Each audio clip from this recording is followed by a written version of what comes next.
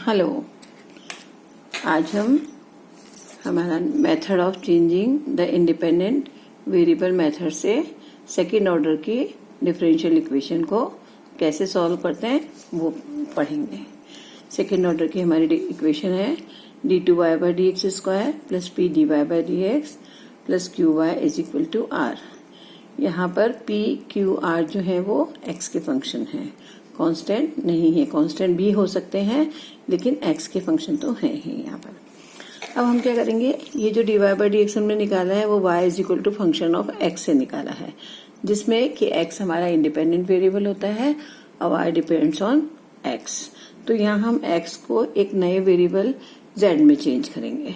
तो यहाँ हमने ले रहे हैं z is equal to function of x, कोई नया वेरिएबल हमने लिया है z is equal to function of x। तो जो dy बाई डी एक्स है हमारा, उस इक्वेशन को dy बाई डी एक्स की इक्वेशन को अब हम dy बाई डी जेड के अंदर चेंज करेंगे। तो dy by D x is equal to dy by D Z और dz बाई डी एक्स, क्योंकि z is equal to any function of x है। dy बाई डी एक्स निकाल लिया, फिर हम निकालेंगे d2y by D x square. इसका second order derivative निकाला हमने, तो d D x of dy by D Z by D x. UV method से इसको सॉल्व किया हमने से, तो d D x of dy by D x is equal to d D x of dy by D z into d Z by D x. अब हमने यहाँ पर d D x of dy by D z into d Z by D x plus d D x of D Z by D x dy by D z. इसको यहाँ पर ये y is equal to function of z है और यहाँ हम इसको x से डिफरेंशिएट कर रहे हैं। इसकी जगह हमने क्या किया, डी डी एक्स किया और यहाँ पर डी डी एक्स जो हमारा था इसको हमने डी डी जेड करके और D Z by D x से मल्टीप्लाई किया और एक D Z by D x हमारा यहाँ था तो ये स्क्वायर हो गया। अब ये डिफरेंशिएट हो सकता है। इसी तरह यहाँ पर हमने D D x of D Z by D X D Y by D Z, तो ये हमारा हो गया D two Y by D Z square D Z by D x का whole square plus D two Z by D x square D Y by D Z.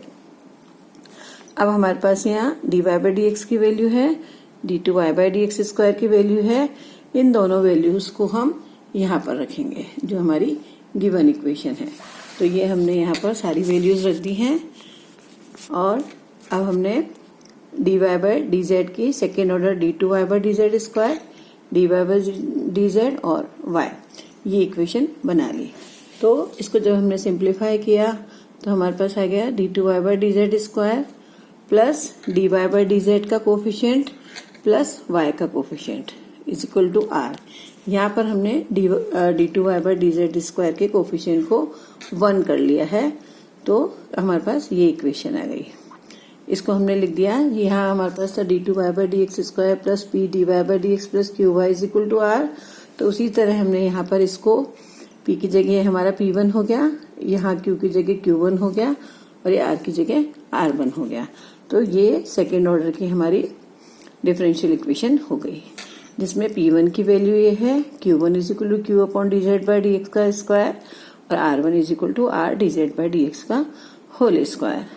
अब इसको simplify कर, इसको सॉल्व करने के लिए हम, जैसे कि हमने लास्ट लेक्चर में किया था removal of first order derivative, तो उसमें यहाँ पर भी अगर हम removal of first order derivative करेंगे, मतलब d Y by D z को हमें रिमूव करना है यहाँ से, तो हम p1 को 0 बनाएंगे। तो यहाँ हमने एक केस फर्स्ट ले लिया जिसमें कि हम d Y by D x के कोफिशिएंट को 0 बना रहे हैं। तो p1 इज इक्वल टू 0 हो गया, means d two Z by D x square plus p d Z by D x is equal to 0 हो गया। ये सेकेंड ऑर्डर की इक्वेशन है हमारी। इसको हमने, इसमें हमने D Z by D x को p मान के z की वैल्यू निकाली। ये यहाँ पर हमने कर लिया d Z by D x is equal to e raise to minus p d integral of p d x, z की वैल्यू आ गई हमारी यहाँ से। अब हमने d two Y by D Z square plus q1 y is equal to r1 हमारी equation रह गई। क्यों? क्योंकि हमारा p1 यहाँ से रिमूव हो गया है और z की वैल्यू भी हमारी आ गई, जो कि हमने यहाँ पर माना था कि z is equal to any function of f(x). तो अब हम यहाँ देख रहे हैं कि ये z जो है फंक्शन ऑफ x यहाँ आ गया है हमारा।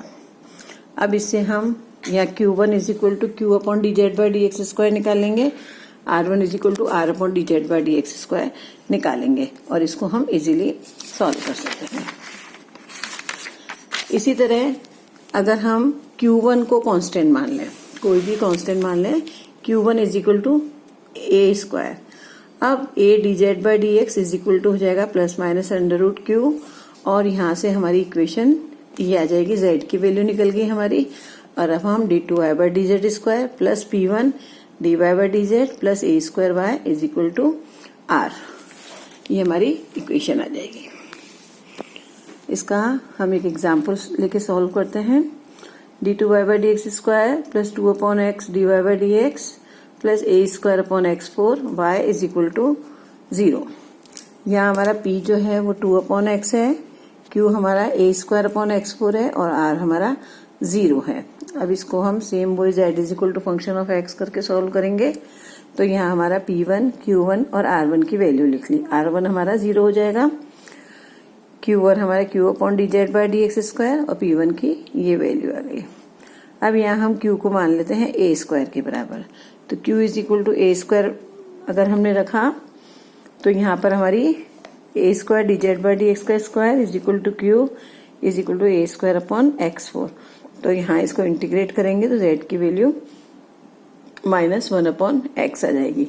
तो यहाँ पर हम इसको एक बार और डिफरेंशिएट करेंगे और p1 की वैल्यू निकाल लेंगे। तो यहाँ जब हमने p1 की वैल्यू निकाली तो वो हमारी 0 आ गई।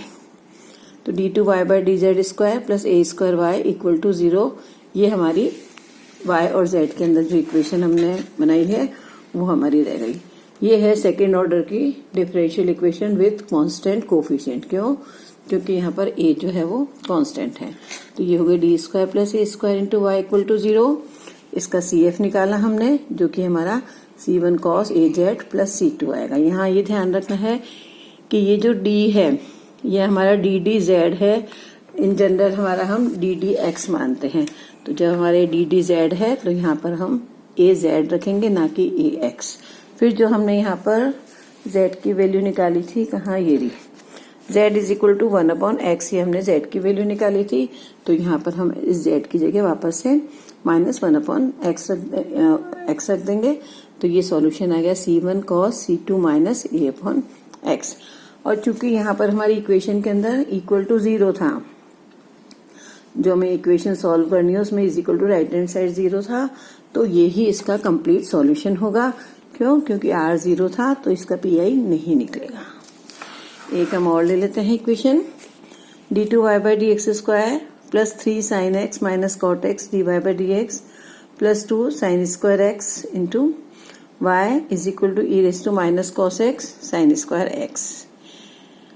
हमने यहाँ पर P Q R तीनों की वैल्यू लिख ली। D two Y by D x square का कोफिशिएंट 1 है, वो 1 करने के बाद ही हम P Q R की वैल्यूज निकालते हैं। वो हमने तीनों वैल्यूज लिख ली। अब इसमें हमने Q1 को A स्क्वायर मान लिया और हम यहाँ पर देखेंगे कि जो हमारी यहाँ Q की वैल्यू है उस हिसाब से हम A स्क्वायर को 2 मान लेते हैं। तो यहाँ 2 is equal to 2 sine square x upon d Z by D x का स्क्वायर हो गया।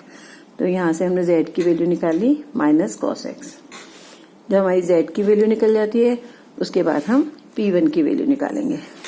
तो P1 हमारा है D two Z by D x square plus P d Z by D x upon d Z by D x का whole square. तो ये निकाला, ये यहाँ सारी वैल्यूज रख दी हमने, तो यह आया हमारा सिंप्लीफाई होके 3। इसी तरह हमने R1 निकाला, R1 आ गया ई रेस टू जेड। तो जो हमारी इक्वेशन बनी है वो बनी है D two Y by D Z square plus 3 d Y by D z plus 2y is equal to e raise to z, जो कि differential equation with constant coefficient है जिसको सॉल्व करना हमें आता है। D square plus 3d plus 2 equal to 0 से हमारी m की वैल्यू -1 -2 आई। तो CF जो बन गया हमारा वो C1 e raise to minus z plus C2 e raise to minus 2z बन गया।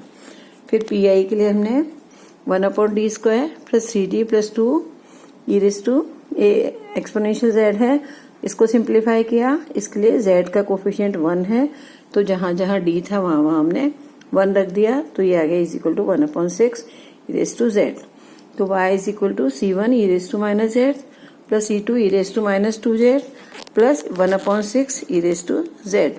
अब ये हमारा रिलेशन जो है y और z का है, कंप्लीट सॉल्यूशन है, लेकिन z जो हमारा वेरिएबल है उसको हमें चेंज करना है। z की वैल्यू हमने निकाली थी, ये रही z की वैल्यू यहाँ हमने निकाली थी -cos x। तो यहाँ जहां जहां z आया है हमारा वहां वहां हम -cos x रख देंगे, तो हमारा सॉल्यूशन कंप्लीट सॉल्यूशन निकल जाएगा। हमें z को x में चेंज करना है। Thank you.